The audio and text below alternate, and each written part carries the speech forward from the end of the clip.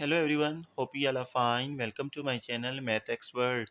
Students, today we will learn how to simplify fractions.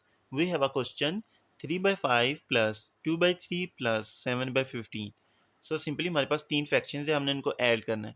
So students, you know कि जब भी हमारे पास fractions को और हमने इनको ऐड या सब्ट्रैक्ट करना हो तो हम सबसे पहले क्या करते हैं, उनके डेनोमिनेटर का एलसीएम ले लेते हैं. देखिए फर्स्ट के डेनोमिनेटर में क्या है 5, इसके डेनोमिनेटर में है 3, इसके डेनोमिनेटर में है 15. इन तीनों का एलसीएम ले लिया हमने.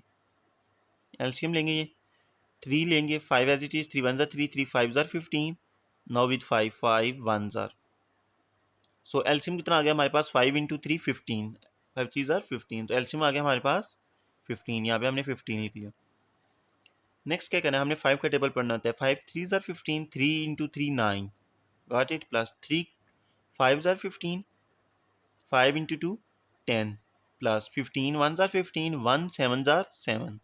अब हमने इन तीनों को ऐड करना है, which is equal to 19 and 7, 26 over 15.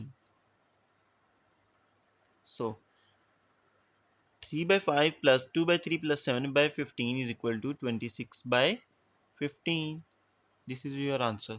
Hopefully you understand this question. If you have any doubt, you can ask in comment section. Please like, share and subscribe my YouTube channel. Thank you.